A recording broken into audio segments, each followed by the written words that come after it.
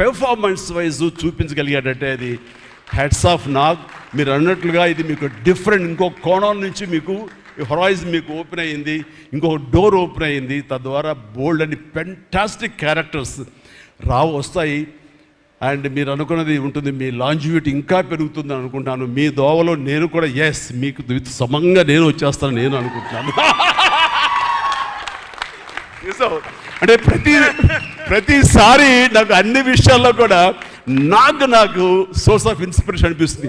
అది హెల్త్ కానివ్వండి, composed behaviour కానివ్వండి, ఒక ట్రాంక్విల్ ఆలోచనలు కానివ్వండి, స్థితప్రజ్ఞత కానివ్వండి, ఏం జరిగినా సరే అంటే నవ్వుకుంటూ సరదాగా ఉంటాం. ఇవన్నీ చూస్తుంటే నాకు ఎంత ప్రశాంతంగా ఉంటుంది, ఎంత మానసికంగా ఉంటుందని. సో అలాగా ఈ ప్రొఫెషనల్గా కూడా ఈ సినిమాతోటి తను వెళ్ళే దారిలో వై నాట్ నేను కూడా రేపు పొద్దున ఏదైనా అవసరం వచ్చి ఓటీటీలో ఏదైనా సినిమాలు చేయాల్సి వస్తే కనుక ఏం ప్లాన్ నార్సింగ్